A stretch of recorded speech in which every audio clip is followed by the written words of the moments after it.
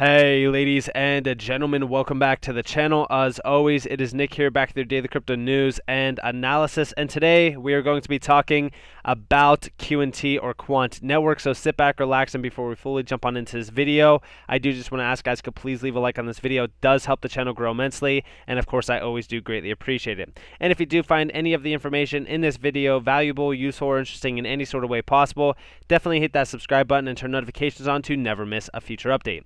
Now, with that being said, let's just kind of dive in and let's talk about a few things. So obviously I'm going to be addressing Bitcoin later on, but from QNT's side, of things, we have been seeing a little bit of an upward trend forming on the chart. We have been seeing higher lows being placed in. We're actually going to be addressing that real quick. So obviously on the 3-month span, you can really kind of see it and address it. So here's going all the way back to January, when we did hit about 80, or not 80, but $90, followed by this next major higher low being at $95, followed by, a few here. There was like $106, $107, around that range, and now we're just kind of ranging sideways at about $115. I believe that we will most likely trade sideways a little bit here until we kind of just range out of this and we kind of break over $120 plus to actually hold above that level and target $200 plus for QNT. Now, I have been seeing the holding or the holders tab really kind of increasing greatly here as well. I have been watching that day in and day out. This is just kind of a statistic to really kind of see the total number of addresses that are going to be, or I shouldn't say going to be, but are holding QNT. But we also will most likely see this continuing to grow in anticipation for, March 15th when fees go live on the Overledger network. I don't believe that that will lead us to a supply shock. I think a supply shock happens, a long time from here. More so when we are seeing mass adoption of the Overledger network taking real place. And don't get me wrong, have we been seeing that already? 100%, but I'm talking about like once a utility-driven market is really in place, and that's when like QNT as a token is being utilized on a day-to-day basis by those individuals that are utilizing the Overledger network. And before everyone comes at me and says QNT's nothing, guys, QNT is responsible and will be utilized for every single transaction that is going over and even on the Overledger network. So think about the massive amount of demand behind the Overledger network combined with, them having to utilize QNT and actually hold QNT as a token. Now, we are seeing this massive update. I'm actually going to break down these 5 of 5 tweets from Quant real quick. But first off, I do want to address what is in this White House white paper in terms of their executive order. That's what I'm basically calling it, a white paper. But they are talking about interoperability with digital platforms, legacy architecture, and international payment systems. Everything needs to be interconnected. This is what I've been talking to you guys about for a very long time with Quant. I told you guys that QNT is the missing link, aka that last puzzle piece that gets put in place for this massive market to be disrupted. This legacy system that hasn't been disrupted for a very long time. And this is that interoperability between digital platforms and legacy architecture, aka that plug and play aspect to really kind of interconnect. This is what I've been talking to you guys about, but interconnect the legacy platforms with, of course, the new digital platforms. And what this basically means is having that ability to have interconnectivity between digital assets and, of course, the legacy infrastructure that we are really kind of just watching day in and day out be more and more inefficient for the global scale of payments. Now, with this in mind, we also see the idea that QNT has been waiting for this day. QNT has been building in silence, with a lot of individuals kind of ignoring it, thinking that QNT isn't that great of a token. Maybe it doesn't really do anything for this, massive system, whatever the case may be. I want you guys to realize that at the end of the day, you got to look at the fundamentals and technology behind some of this stuff. In fact, Quant is saying, we welcome the executive order on digital assets from the White House. Not only does it provide momentum for the U.S. to modernize monetary systems and payments, but it helps invigorate CBDC development internationally. And of course, we also seen this talk that is getting released. This is basically that leaders panel scheduled for April. This is talking about CBDCs. Attendees are the Governor, Central Bank of Canada, CEO Visa Europe, QNT CEO, QNT's Open Digital Asset Protocol and CBDC white paper partner MIT, who also works with the Fed on the digital dollar, moderated by the Financial Times. And this is also going to be a very big event. I really want you guys to really pay attention to a lot of the things that are unfolding within this market. Also, these events are some of the most incredible events to really kind of see what is really being built. So if you guys do want to learn more, definitely keep a close eye out on that. We also see 2.5, the executive order is balanced, citing CBDC requirements for cybersecurity, privacy, as well as investor and consumer and systemic protections, and the need to provide leadership in the global financial system and in technology and to spur economic competitiveness. And of course, where does this all lead us to? Importantly, it cites that appropriate global financial system connectivity, platform, and architecture interoperability are preserved, and the safety and soundness of the global financial system and international monetary system are maintained. This is exactly what I want you guys to all realize.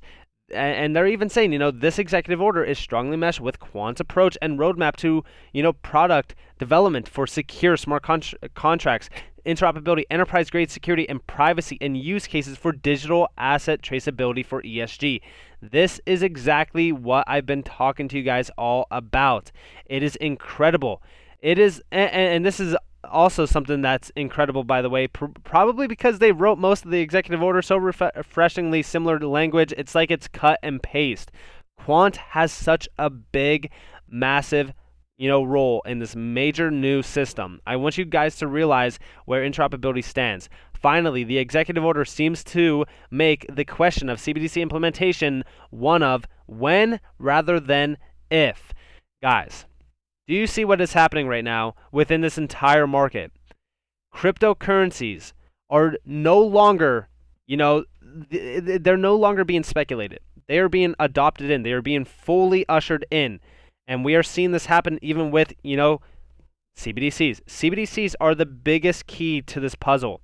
I want you guys to realize that because right now, I don't believe that a lot of people are paying attention. I don't think people are waking up to the idea that the future is digital.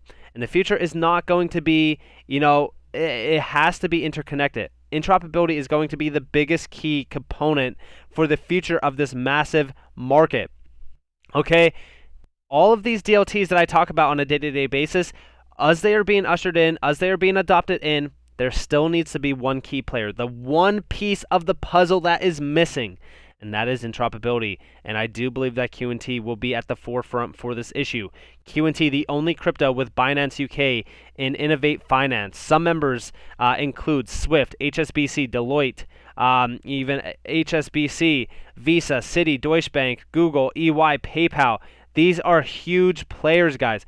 I mean, even Swift by themselves should give you guys enough of solidification on where QNT really is positioned at in terms of these major players by their side.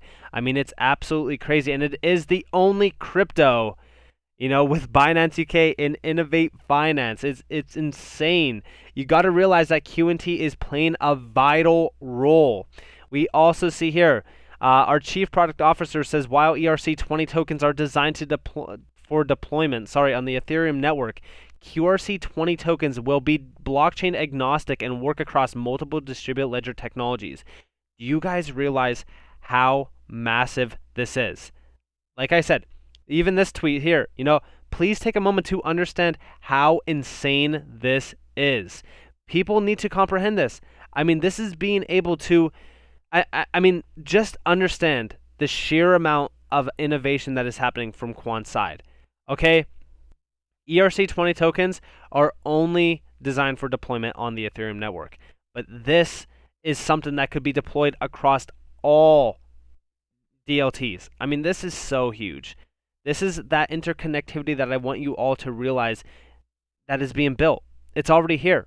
It's in front of our faces. This is huge innovation that is happening right now, and people are still blind to see the value behind not only Quant, but QNT as a token as well. You got to realize that this is not your basic payment use case or financial use case that is built through crypto technology. No, this is so much bigger than that. Now, to really break down this QRC20 token, a sort of update, I only really need to show you guys one thing, and that is, where was it? I just read it last night. So here we have it. While ERC20 tokens are designed for deployment on the Ethereum network, ERC20 tokens will be blockchain agnostic and work across multiple DLTs. They can be implemented on-chain public DLTs or off-chain private DLTs to enable complex operations between different DLT technologies, such as cross-chain atomic swaps and multi-ledger tokens. Overledger's DLT gateway uses an innovative and standardized REST API based on internet architecture and protocols to connect different DLTs and blockchains. This, at the end of the day, is interoperability at its finest. And also, we do see here, similarly, instead of using cryptocurrency Ethereum as gas to conduct transactions or execute contracts, Overledger transactions are powered by the QNT utility token with seamless fiat payment options available for corporate customers. And I just want you guys to all understand this, right? All of these transactions will be powered by QNT. All right? When we look at Ethereum, okay, everyone is always saying, QNT as a token is not going to go anywhere because they are not utilizing QNT. This is Quant. You guys are talking about what Quant is doing as a company. Okay, well, let's talk about Ethereum as a token. Okay, Ethereum is powering the Ethereum network. Okay, and when we are talking about that, the Ethereum network is similar to the Overledger network. Except guess what's powering the Overledger network? QNT. Okay, so think about that, right? So think about the value that Ethereum has reached off of being, of course, pretty much the fuel source for Ethereum as a network. And now think of where QNT can go in terms of value for being the, fuel source for Overledger. Think about all of the customers that are already on the Overledger network. Think about what, Overledger is actually really becoming in terms of a payment system. Now, also recognize the idea that the circulating supply of Ethereum is 100 and almost 20 million, and the circulating supply of Quant or QNT is only roughly almost 13 million. Okay, and it's actually not even like 13 million. It's actually like a little bit less than that. But I want you guys to realize that when we are talking about this, so it's actually 12 million, but it's all good. I've always been I've just been watching this, and I'm just thinking like 12,720,000 instead of 12,072,000. But still, you guys obviously see the circulating supply difference between Ethereum and QNT. Except guess what? QNT as a token is going to fuel the future payment system. This is also why I do tell you guys that QNT as a token is so much bigger than what anyone is really kind of realizing. The simplest way that I could put it to you guys is QNT is for Quant what Ethereum is for the Ethereum network. That's the best way that I could put it. Okay, and we know that Ethereum, at the height of Ethereum, the all-time high. So if you guys go back to Ethereum, you come down here to the statistics, and you go to the all-time high of 4,000. Okay, $4,891.70. Okay, think about where QNT would be if we had the market cap of Ethereum at $4,891.70. That is a market cap of roughly $587 billion. Okay, if QNT had that market cap, we would be sitting at 43.7K or a 377x. Do I believe that we will go there? 100%. The reason why I say that is because you need to realize where QNT, or I shouldn't say QNT, but Quant, is positioning themselves with the Overledger network, demand. This isn't for your typical payment use cases. This is for mass disruption. Okay, and you guys do see the payment system here. The first version enables users to create smart contracts that can perform basic payment capabilities. Cool, whatever. Then we see, tier 2, followed by tier 3. Now, tier 3 is when things get very, very interesting, because now we do see, Tier 3 will customize Overledger for use by financial institutions like retail banks. Contract owners, banks, will have an account override feature that provides full control for account balances. This is for the real money.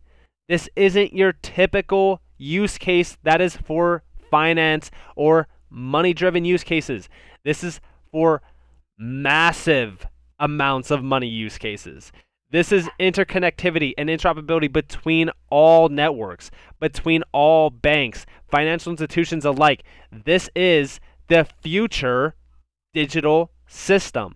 Interconnectivity between DLTs and, of course, the legacy system. So with that being said, I hope that you guys enjoyed this video. If you guys did, definitely leave a like, subscribe, turn notifications on if you guys want more free content. You guys are more than welcome to follow me on Twitter and join the free Discord down in the description below. As always, up to you all. Have a beautiful day or a beautiful night wherever you guys are in this beautiful world. This has been Nick. Peace out, guys.